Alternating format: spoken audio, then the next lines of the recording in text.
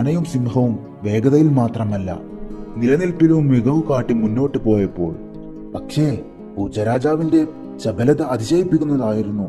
തന്റെ സുഖവും സമാധാനവും മുറുകെ പിടിക്കാൻ പൂച്ച മിന്നിമറിഞ്ഞു മുന്നോട്ട് കുതിച്ചു. മത്സരത്തിൽ പങ്കെടുക്കാൻ വന്ന മുയലിനെ മത്സരത്തിൽ നിന്ന് വിലക്കി. മത്സരത്തിൽ പങ്കെടുക്കാൻ കഴുതയുമുണ്ടായിരുന്നു. എല്ലാവരും മുന്നിലേക്ക് ഓടിയപ്പോൾ കഴുത പുറകോട്ടോടി. അതിവേഗം ഓടിയ ഡൈനോസർ തലമിന്നി വീണു. പൂച്ച ആ അവസരം മുതലാക്കി തന്റെ സമർത്ഥത കൊണ്ട് മത്സരത്തിൽ മുമ്പിലേക്ക് കുതിച്ചു. എന്നാൽ പോലും അവർക്കാർക്കും പൂച്ചരാജാവിനെ മറികടക്കാൻ പോലും കഴിഞ്ഞില്ല.